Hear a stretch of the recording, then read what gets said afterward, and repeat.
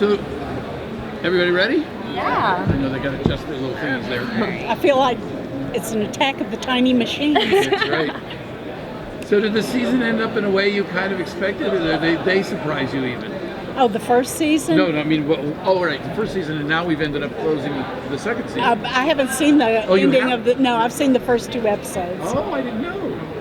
Yep. Well, anyhow, so the wrap of the first season leading into the second season, how do you feel about it? I felt really good about it. I mean, who could not want more? You think, what's going to happen to all these people? What's going to happen to the lovers? What's going to happen to the angel?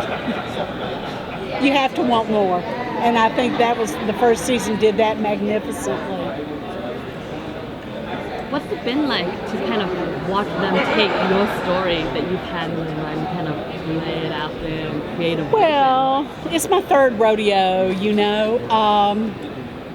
I've really enjoyed it. I've gotten much calmer about the whole thing.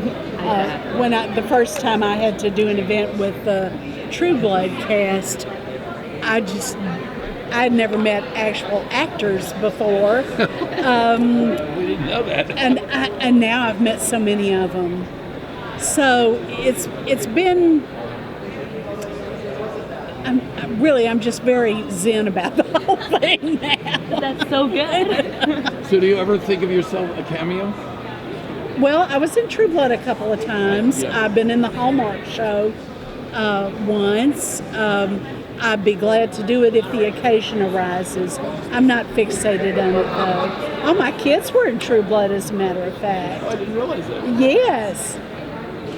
So what do you think it is about your work that lends itself to be adaptive? Not many authors enjoy this level of having so many different types of their work adapted, and that speaks to your voice. What do you think it is about your voice?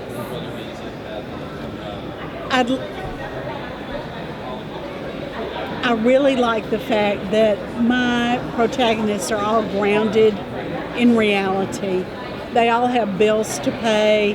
They all have things to worry about, whether it's doing laundry or getting their curtains replaced or just surviving from day to day.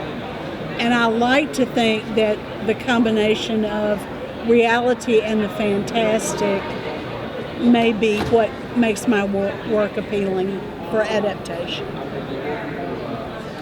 So are there challenges that, see, now being in the TV environment, that you want to, that changes or affects your process in any way, or that you want to do some specifically TV related things? No, I can't. That's crazy. That makes you crazy. If you think, how will this film?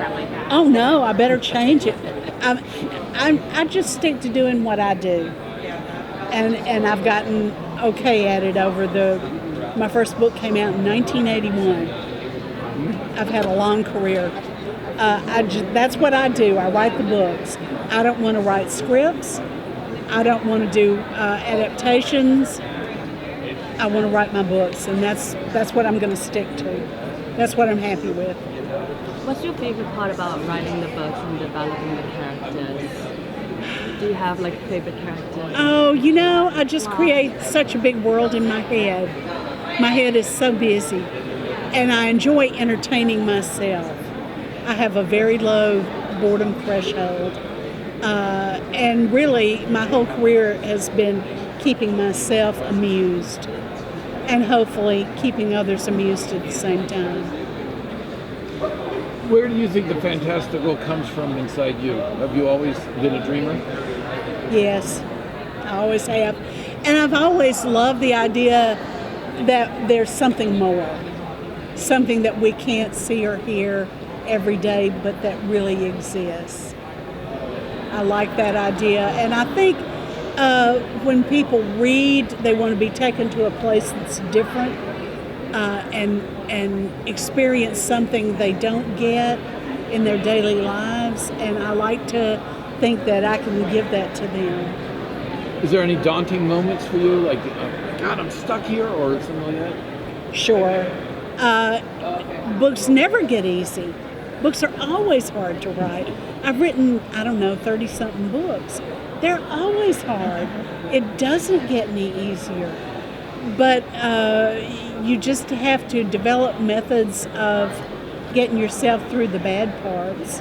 And I've had many, many years to do that.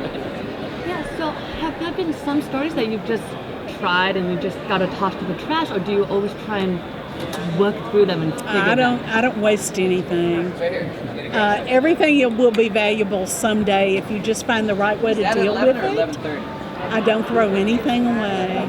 Okay, good. If you just keep working, you'll work it around in your head to where you have it in the right place to go forward.